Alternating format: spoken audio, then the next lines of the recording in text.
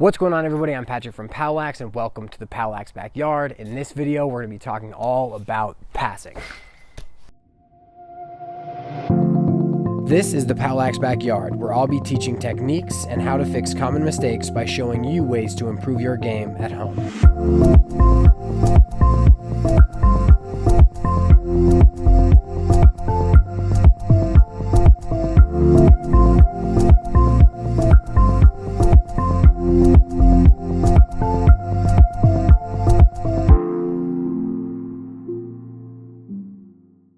Before we get started, I'd like to thank all of the POWLAX members whose generous contributions make these videos possible. We believe that the best way to improve and grow the lacrosse landscape is by educating players, parents, and coaches with the information they need to be successful so they can enjoy the sport. That's why all of the POWLAX videos are free to watch anytime, anywhere. If you enjoy the POWLAX content and want to help contribute to their creation, consider becoming a member at POWLAX.com. For just $5 a month, you gain access to the entire POWLAX playbook, a series of PDFs that accompany all the POWLAX videos. Once again, thank you to all of the POWLAX members. Now let's get back to the video. So when we start talking about passing, the most important thing with a pass is that it gets caught. And you'll have coaches say, make a pass so good the catcher doesn't have to do anything. Now, when we break down a pass, what are the things that happen in every single pass? There's going to be some kind of fulcrum where the stick is going to rotate and it's going to spin the stick with the face of the head open so that the ball is going to roll out the stick. Now, that's pretty much it. You can throw a pass in a plethora of different ways. You can go behind the back. You can throw around the world. You can do this little flip through. You can do a shovel pass. You can do a lever pass. You can throw underhand. You can throw sidearm. And you can throw regular overhand.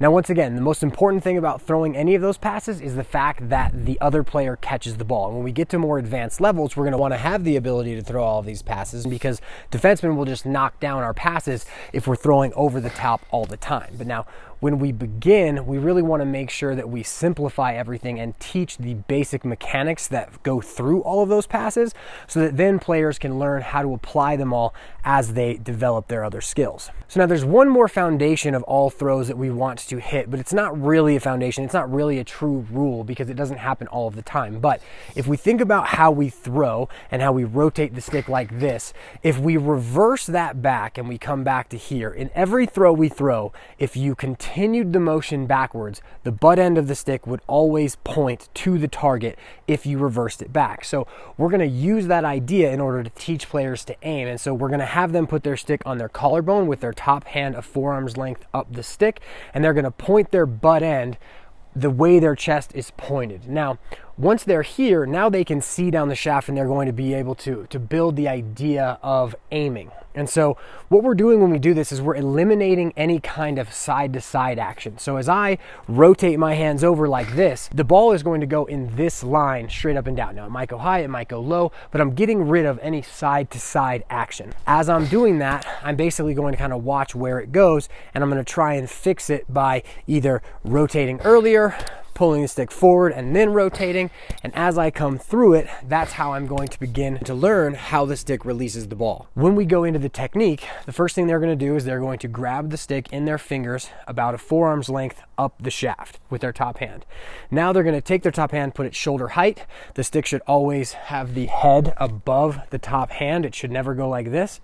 Their elbow is going to be forward. As long as your elbow's forward and you're throwing your arm out, your hand will carry the stick forward and you'll throw forward.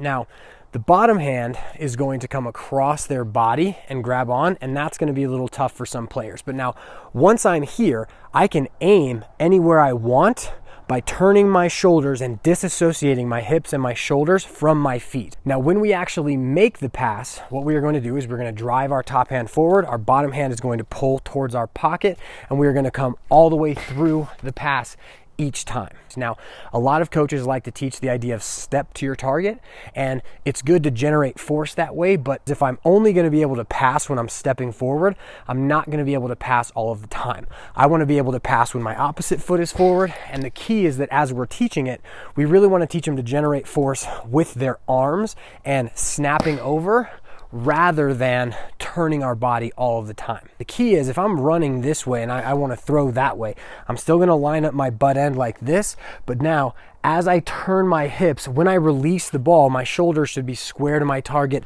as I come through, and that's how I'm going to learn to aim. Now, if I want to throw a really long pass, I'm not going to be able to generate enough force by just turning my hands over like that. So what I'm going to do is I'm going to line my stick up like we talked about before, and now I'm going to send my hands backwards and turn my shoulders. And so now, as I turn my torso and I come through and I pull my bottom hand in my pocket and I follow with my top hand, now as I throw it, I'm going to pull through and do that same snapping motion, but I'm going to generate more force because I'm pulling from farther back. That's going to work the exact same way if I'm here sideways and I have my hands in like this, and instead of just turning and throwing here, now I'm going to send my hands back so it's in and back, and then as I turn through that spot, I'm going to pull to my pocket, follow to my pocket, and that's how I'm going to throw passes much farther. Now we're going to cover some ways you can work on this skill at home. So now as I'm teaching players how to pass, the first drill that I'm going to do is I'm going to have them take a knee on the same side as their top hand. So they're going to go like this. Now, once they're on their knee, I'm going to have them get in all of that form that we talked about earlier where their hand is shoulder height, their butt is pointed. And now what I'm going to have them do is focus on driving their front hand forward, pulling with their bottom hand, and then following through all the way. So what we'll do first is we'll go like this so that as they turn their stick over, they know that they're pointing in the right direction. And what they're doing here is they're working on when the ball releases out of their specific stick so that they can get used to how they're throwing. Now, when they're doing that, if the ball does not come out of the stick, they need to have their stick restrung. You can watch the Choosing the Right Stick video that I created a while ago. It talks about pocket mechanics and why we really want players to have a well-strung stick, because if it sticks in their pocket, they're not going to have fun as they're playing.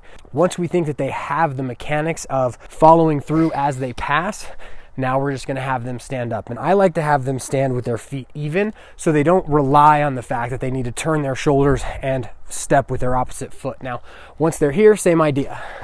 I want to make sure that I'm following through as I'm passing. Now, once I'm pretty good at throwing and catching with my feet forward, now I'm going to turn 90 degrees this way. Now, when I'm throwing from this direction, my butt end is still going to be pointed at the target. I don't want to line up like this and then turn through it because that's adding that x-axis. So my butt end is pointed. I'm going to step and my shoulders are going to turn so that I get to that forward position, and then I'm going to follow through and come back. But so hopefully, as I'm doing it, when I release the ball, my shoulders should be straight forward. Next, if I'm going to continue to work on my strong hand, I'm going to turn 180 degrees and go the other direction. Now, what most players are going to do here is they're just going to switch to left. They're going to do the same thing on the opposite side. We are going to go lefty, but we're going to do both sides with both hands. But so now, same thing. I need to point my stick at the target. So as I turn my shoulders, I notice that my shoulders only get to about here. But so now I'm going to aim with my butt end. I'm going to follow through.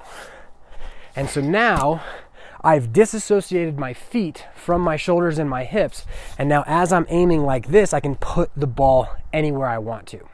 Now the final drill that I'm going to do is an aiming drill. So as I'm looking at the goal, I'll think I want to go higher, I want to go low, and now I'm going to work on using the mechanics of throwing without using a lot of force. It's really just a wrister, and I'm learning how to direct the ball the way that I want to by manipulating how quickly I follow through with my push-pull. I hope this video has helped you get a better understanding of the game and how to practice at home. If you liked it, make sure to smash that like button, subscribe to the POWLAX YouTube channel, and follow POWLAX on social media.